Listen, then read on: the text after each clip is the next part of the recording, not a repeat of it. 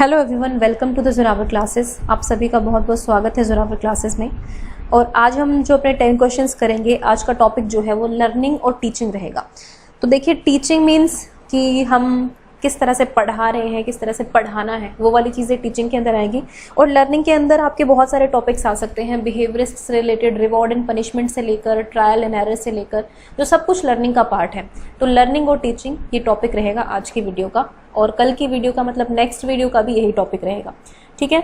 और जो बच्चे नए जुड़े हैं उनसे मैं अगेन कहना चाहूँगी कि आप द जोरावर क्लासेस ऐप को डाउनलोड कर सकते हैं from play store, and you can purchase the content course also from there, क्योंकि वहाँ पर एक KVS PRT के लिए स्पेशली कंटेंट कोर्स रेडी किया गया है पूरा द जोरावर क्लासेस ऐप की, मतलब द जोरावर क्लासेस चैनल की पूरी टीम के द्वारा।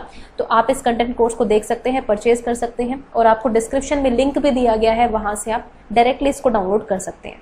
तो चलिए अब स्टार्ट करते हैं अपने आज के क्वेश्चंस को। So the first question is, if you are unable to get a job of teacher then you will. अगर आपको टीचर की जॉब नहीं मिल रही है, आप बहुत बार ट्राई कर रहे हैं but you are not able to get it, तो आपको नहीं मिल रही है टीचर की जॉब, तो आप क्या करेंगे? Start giving tuitions at home.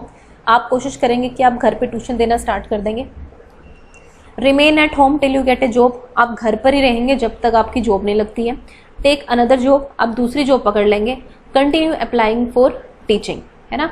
अब देखो, यहाँ पर जो आपको क्वेश्चन का आंसर करना है ना, वो आपको अपने माइंड से नहीं करना, आपको from the point of view of examiner, है ना। एग्जामिनर का पॉइंट ऑफ व्यू क्या है उसको सोचना है आपको यहाँ पर। अगर मैं खुद अपना पर्सनल ओपिनियन आपको यहाँ पर कहूँगी, तो मैं तो ये कहूँगी ना आपको कि यार जहाँ जो मिल रही है नौकरी ले लो, क्योंकि प्रैक्टिकल लाइफ में तो यही है ना। क्योंकि हमें एक जॉब नहीं मिल रही तो हम कोशिश करते हैं दूसरे फील्ड में, हम हर जगह ट्राई करते हैं कि जहाँ सरकारी नौकरी लग गई यार लग जाओ, मतलब मिडिल क्लास फैमिली में जनरल मैं बात कर रही हूँ। तो वो एक अलग पर्सपेक्टिव है, वो हमारा पर्सपेक्टिव है, हमारा सोचने का पर्सपेक्टिव है।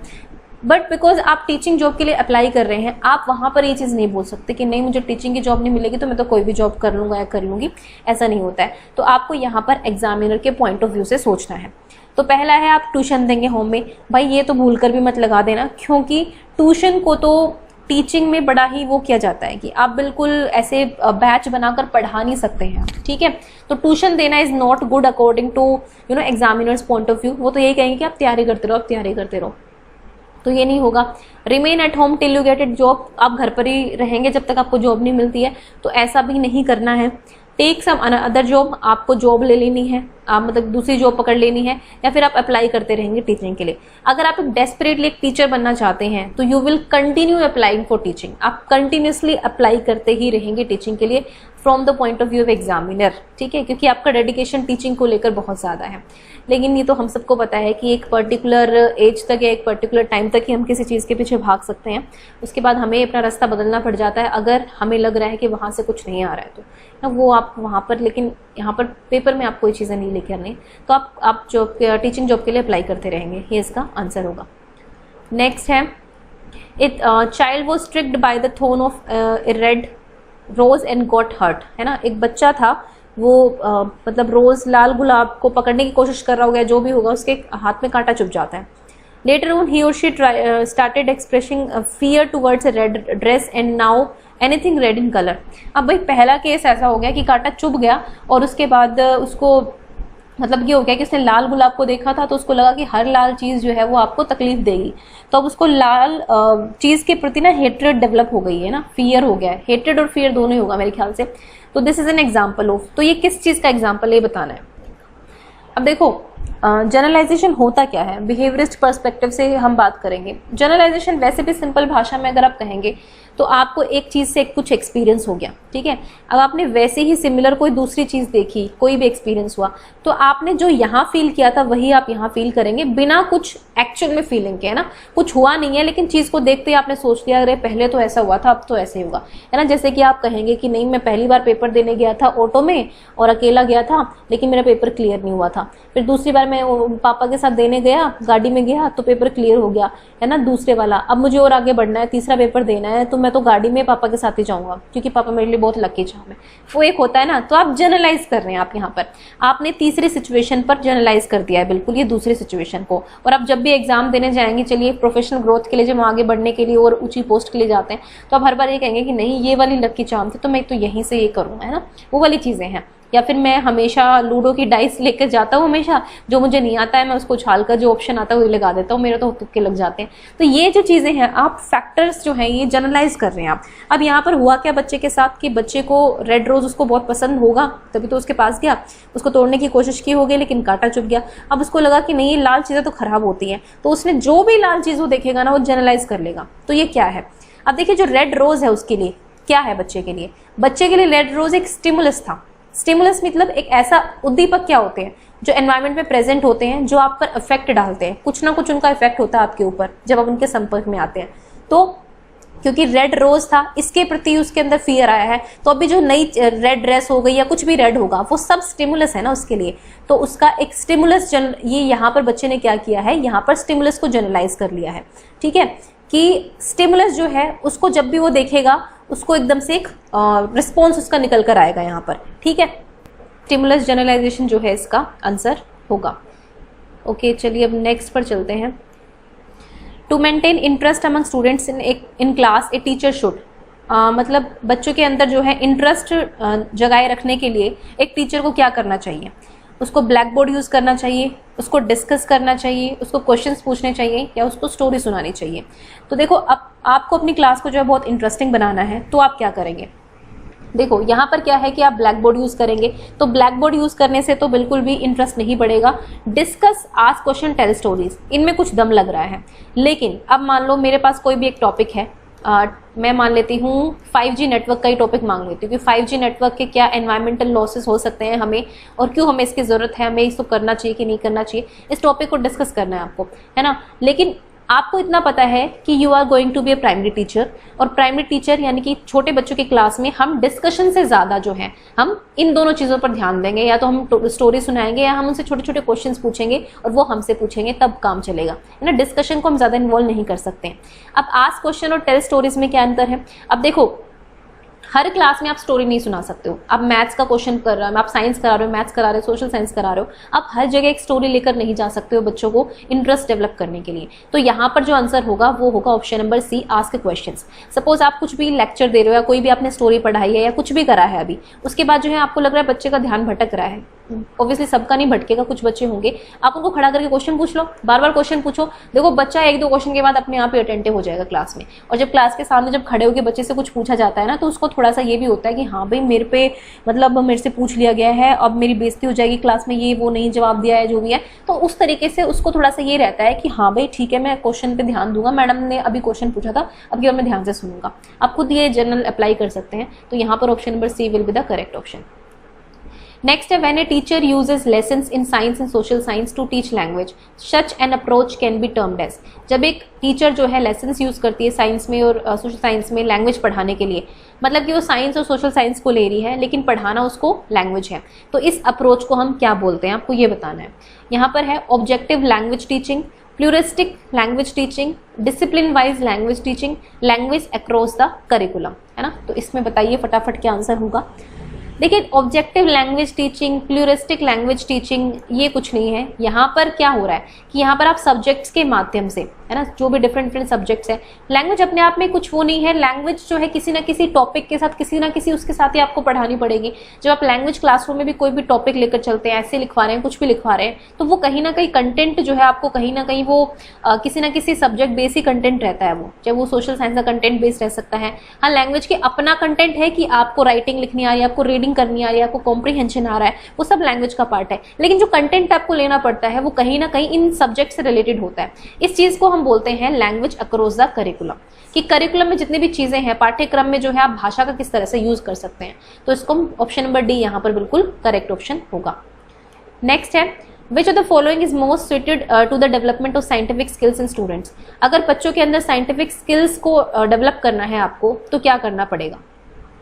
लेबोरेटरी वर्क आप जो है परफॉर्म करेंगे, आप साइंस क्विज कराएंगे, आप फील्ड विजिट कराएंगे, या फिर आप साइंस ओलंपियाड कराएंगे। अब देखो चारों ही ऑप्शन जो है आपके ये साइंस से रिलेटेड हैं, साइंटिफिक स्किल से ही रिलेटेड है। हर चीज़ में कुछ ना कुछ ऐसा इन्हेंस होगा, लेकिन यहाँ पर मोस्ट सुटेबल आपको बताना है क्या हो सकता है।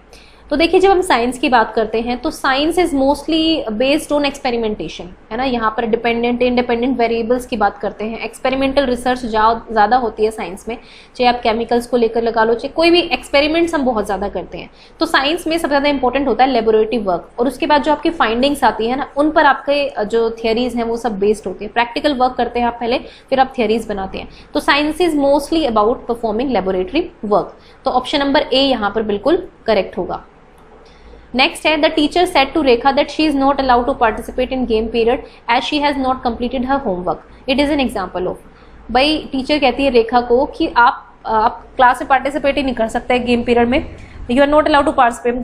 गेम पीरियड आपको खेलने, मतलब उसमें खेलने नहीं दिया जाएगा क्योंकि आपने अपना होमवर्क तो कंप्लीट नहीं किया है। जाओ तुम, मतलब इसमें अब तुम होमवर्क ही कंप्लीट करो अपना, तुम्हें खेलने ही नहीं दिया जाएगा।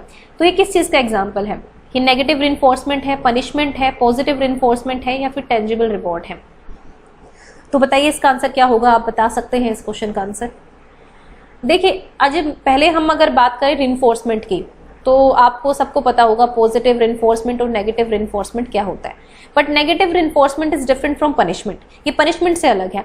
इसमें बेसिकली आप मतलब एक ऐसे बिहेवियर को अवॉइड करने की भी कोशिश कर सकते हैं नेगेटिव रिइंफोर्समेंट में जो आपको तकलीफ देता हो। जैसे कि हम कार में सीट बेल्ट क्यों लगाते हैं, क्योंकि जान से सेफ्टी से ज़्यादा बढ़कर लोग सीट बेल्ट इसलिए लगाते हैं कि चालान ना कट जाए उनका गाड़ी का, है ना। क्योंकि चालान कटना एक बहुत ही मतलब ऐसे कहूँगी कि बहुत ही आपको परेशान करने वाली चीज़ है, या फिर एक्सीडेंट की सोच ही आपको बहुत परेशान करती है, इसीलिए आप जो है सीट बेल्ट लगा लेते हैं। तो आप एक पर्टिकुलर बिहेवियर को करते हैं तो क्योंकि आपको एक अवर्सिव सिचुएशन जो है उसको अवॉइड करना होता है, इसमें नेगेटिव रिइंफोर्समेंट होता है। पॉजिटिव रिइंफोर्समेंट में क्या होता है कि आपको कुछ ना कुछ यहाँ पर इंसेंटिव के रूप में कुछ ना कुछ मिलता है। जब कोई आप डिजायर्ड बिहेवियर प्रोड्यूस करते हैं ना, मैंने आपको कहा कि ठीक है बेटा आप ये काम कंप्लीट कर लो, मैं आपको गेम पीरियड में खेलने दूंगी, है ना। तो आपने कंप्लीट कर लिया इस कंडीशन पर कि आपको गेम पीरियड में खेलने दिया जाएगा, तो ये पॉजिटिव रिइंफोर्समेंट का एग्जाम्पल हो गया। ठीक है, अब देखो ये जो एग्जाम्पल है ना, इसमें पहले से कोई शर्त या कुछ रिइंफोर्समेंट या इंसेंटिव की बात की ही नहीं गई है। सीधी सी बात है, रेखा ने काम कंप्लीट नहीं किया था, टीचर ने उसको सीधे कह दिया तुम गेम पीरियड में खेल ही नहीं सकती अब, है ना, तुम जाके अपना कंप्लीट करो। तो ये पनिशमेंट का एग्जाम्पल है। ठीक है, यहाँ पर पनिशमेंट दी गई है उसको, है ना। फिजिकल पनिशमेंट से ही सब कुछ पनिशमेंट नहीं होती है, दूसरी टाइप की पनिशमेंट है ये, लेकिन यहाँ पर पनिशमेंट दिया गया है। यहाँ पर ना रिइंफोर्समेंट है ना टेंजिबल रिवॉर्ड है, तो it is an example of punishment. उसके बाद नेक्स्ट है, reinforcement is a part of which of the following process. Reinforcement कौन से प्रोसेस का पार्ट होता है ये बताना है आपको। टीचिंग का होता है, लर्निंग का होता है, इंस्ट्रक्शंस का होता है, या फिर किसी का भी नहीं होता है। वैसे तो रिइंफोर्समेंट जो है टीचिंग लर्निंग प्रोसेस का पार्ट हम ज़्यादा बेटर कहेंगे, लेकिन क्योंकि यहाँ पे हमारे लिए ऑप्शन जो टीचिंग और लर्निंग है वो अलग अलग है, तो हम यहाँ पर जो है लर्निंग को सही मानेंगे, क्योंकि हमारी मोस्ट फेवरेबल एक्टिविटी जो है वो लर्निंग है, टीचिंग नहीं है। तो क्योंकि हमें लर्नर पर फोकस करना है तो उनकी लर्निंग पर ध्यान करना है, तो यानी कि रिइंफोर्समेंट जो है आपकी लर्निंग का एक पार्ट है। तो ऑप्शन नंबर बी यहाँ पर बिल्कुल करेक्ट होगा। नेक्स्ट है, one of the main limitations of project method of teaching science is that. जो प्रोजेक्ट मेथड होता है, आपने कोई भी प्रोजेक्ट दे दिया बच्चे को साइंस पढ़ाने के लिए, तो क्या लिमिटेशन है उसकी, यानी कि उसकी कमी क्या है ये आपको बताना है। Integration of concept in various subjects can not be achieved, कि आप डिफरेंट सब्जेक्ट्स में इंटीग्रेशन नहीं कर सकते हैं, ये है। The students have to perform excessive mental and physical work, बच्चों को बहुत ही ज़्यादा मेंटल और फिजिकल वर्क करना पड़ता है। It is a psychological method है। Knowledge is not acquired in a sequential manner, या फिर नॉलेज यहाँ पर एक्वायर नहीं होती एक सीक्वेंशियल मैनर में।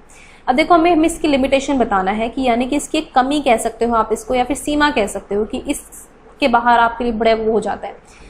तो देखो इंटीग्रेशन ऑफ कंसेप्ट है, ये तो एक अच्छी चीज हो गई ना, कि विभिन्न विषयों का, वेरियस सब्जेक्ट्स का आपका यहाँ पर integration can not be achieved, ये कह रहे कैन नॉट बी अचीव्ड, लेकिन अचीव किया जा सकता है। प्रोजेक्ट वर्क जो है इंटीग्रेशन उसमें होता है। अगर आप मान लीजिए आपने स्पोर्ट्स पर्सन के ऊपर एक प्रोजेक्ट बनाने को दे दिया बच्चे को, उसको लैंग्वेज भी यूज करेगा, वो मतलब गूगल पर भी सर्च करेगा, बहुत सारी चीजें सर्च करेगा, इंटीग्रेशन वहां पर हो जाएगा, तो ये नहीं होगा। अब it is a psychological method, तो ये क्या लिमिटेशन थोड़ी हुई है। या फिर knowledge is not acquired, note नहीं आएगा, यहाँ पर एक्वायर की जाती है, ठीक है। तो ये यहाँ पर अगर नोट नहीं लगेगा तो ये इसकी लिमिटेशन नहीं है, बल्कि इसका पॉजिटिव पॉइंट है, ठीक है। ये इसमें गलत आ गया इस चीज में। अब नेक्स्ट है, the students have to perform, इसका क्वेश्चन का आंसर होगा बी, कि यहाँ पर बच्चे को बहुत ही मेंटल और फिजिकल वर्क करना पड़ता है। ये बात सच है। आप किसी भी बच्चे को अगर प्रोजेक्ट देते हैं, सपोज बच्चा थोड़ा सा ऐसा प्रोजेक्ट दे दिया आपने जिसमें थोड़ा सा बच्चे को घूमना पड़ेगा। आपने कह दिया कि भाई ठीक है, तुम अपनी कॉलोनी के 50 लोगों से ना ये राय लेकर आओ कि उस टाइम पे जो है खाना बनाने की क्या ट्रिक्स होती थी, या कुछ भी कह दिया आपने, है ना, कि 60+ एजेस के लोगों से पता करना है तुम्हें, ये करके उनकी एक पूरी प्रोजेक्ट दे दिया आपने उसको। तो इस चीज़ के लिए आपको क्या करना पड़ेगा, आपको घूमना पड़ेगा, आपको थोड़ा मेंटल स्ट्रेस भी लेना पड़ेगा, बातचीत भी करनी पड़ेगी, तो ये थोड़ा स्ट्रेसफुल हो जाता है बच्चे के लिए। तो मेंटल और फिजिकल वर्क हमेशा करना ही पड़ता है प्रोजेक्ट मेथड में, और ये कभी कभी स्टूडेंट्स के लिए ज़्यादा हो जाता है ना। वैसे तो ये कंस्ट्रक्शन ऑफ नॉलेज के लिए है, लेकिन still it is a limitation. तो ऑप्शन नंबर बी यहाँ पर सही होगा। नेक्स्ट क्वेश्चन पर चलते हैं। Partial reinforcement is more effective than continuous reinforcement. जो आप आंशिक पुनर्बलन होता है वो ज़्यादा इफेक्टिव होता है, वो कम इफेक्टिव होता है कंटिन्यूस से। वो can not be applied in actual classrooms में अप्लाई नहीं किया जा सकता। Work best in training animals. तो देखिए पार्शियल रीइंफोर्समेंट का क्या है, आपने किसी बच्चे को काम देना है, ठीक है, कुछ काम करवाना है, बच्चे वैसे आसानी, सपोज आपका खुद का बच्चा है, अगर किसी का बच्चा है तो आपको काम करवाना है। हमें पता है कि बच्चे बड़े अड़ियल होते हैं और आसानी से काम करते नहीं है। आप काम किया, उसने आपने रिइंफोर्समेंट दे दिया, फिर किया, फिर रिइंफोर्समेंट दे दिया। एक दिन में आपने 5 सब्जेक्ट का काम कराया और 5 बार रिइंफोर्समेंट दे दिया, ये कंटिन्यूस रिइंफोर्समेंट है। क्या ऐसा प्रैक्टिकली पॉसिबल है? तो देखिए प्रैक्टिकली पॉसिबल नहीं है, और होता भी कोई देने के काबिल है भी तो आप कब तक उससे काम कराएंगे? 1 2 3 4 5 वो इतना इस रिवॉर्ड से पक जाएगा कि वो इसकी इंपॉर्टेंस ही भूल जाएगा। जब कोई चीज़ ज़्यादा हो जाती है ना तो उसकी इंपॉर्टेंस कम हो जाती है, तो वाली बात है। लेकिन पार्शियल इन्फोर्समेंट आप यूज़ कर देते हो, आपने 2 दिन में एक बार उसको पूरा काम करने के बाद रिवॉर्ड दे दिया, है ना, आपने फिर 5-6 दिन का गैप कर दिया, फिर रिवॉर्ड दे दिया, तो बच्चे को थोड़ा ये रहता है कि यार पता नहीं अब कब रिवॉर्ड आ जाएगा, काम कंप्लीट कर लो, ये कर लो। तो पार्शियल इन्फोर्समेंट का फायदा होता है, मतलब ये मैं अपने ऊपर नहीं कह रही हूँ, ये थियरी बेस्ड बता रही हूँ मैं आपको। तो पार्शियल रिइंफोर्समेंट जो है वो हमेशा इफेक्टिव होता है कंटिन्यूस रिइंफोर्समेंट से। तो ऑप्शन नंबर ए इसका करेक्ट ऑप्शन होगा। अब चलते हैं अपने नेक्स्ट क्वेश्चन पर, जो है क्वेश्चन नंबर 10, लास्ट क्वेश्चन है। When children learn a concept and use it, practice help in reducing the error committed by them. जब बच्चे लर्न करते हैं किसी कंसेप्ट को और उसको यूज़ करते हैं और उसकी प्रैक्टिस करते हैं, जो उसको एरर कम करने में हेल्प करता है। तो ये किसने बोला है, ये बताना है। This idea was given by which theorist? तो थॉर्नडाइक है, यहाँ पर पियाजे है, वॉटसन है और लेव वाइगोत्स्की है। तो हमने जैसे कि एरर, वैसे तो ट्रायल एंड एरर की बात हो रही है यहाँ पर, आप समझ गए होंगे किसने कहा होगा। ऑब्वियसली ये थॉर्नडाइक ने कहा है कि आप प्रैक्टिस जो है, लॉ ऑफ एक्सरसाइज भी उन्होंने दिया था, है ना, ये सबको पता है। यूज़ और डिसयूज का भी लॉ उन्होंने दिया था। तो ये सारी बातें आपकी थॉर्नडाइक ने बोली है कि जब आप प्रैक्टिस करते हैं उन चीज़ों से क्या होता है कि जितने भी आप एरर करते हैं वो कम होते चले जाएंगे। ये हमारा असल ज़िंदगी में भी लागू होता है। अगर आप जितनी प्रैक्टिस करेंगे, मैथ्स की कर लीजिए, रीजनिंग की कर लीजिए, इन क्वेश्चन को अटेम्प्ट करने की, तो आपके एरर्स धीरे धीरे कम होते चले जाएंगे। हमें ऐसा लगता है कि हम पेपर में बैठेंगे, कुछ नहीं आएगा, हमें कुछ समझ में नहीं आएगा। मतलब मैं खुद पढ़ती हूँ तो मुझे ऐसा लगता है कि यार अभी तो पढ़ रही हूँ और कितनी बार मैं पढ़ चुकी हूँ, लेकिन पेपर में बैठते ही मुझे कुछ याद नहीं रहेगा। लेकिन एक्चुअली मैंने फील किया, जब भी मैं एग्जाम देने बैठी हूँ, मैंने हमेशा फील किया है कि अनकॉन्शियसली वो चीज़ आपको याद रह जाती है अगर आपने उसका मल्टीपल रिविजन किया होता है ना। तो ऑप्शन नंबर ए यहाँ पर करेक्ट है ऑप्शन होगा। And this was the video for today. I hope you like it, and do like and share and subscribe the video, and thank you for watching the Zorawar classes.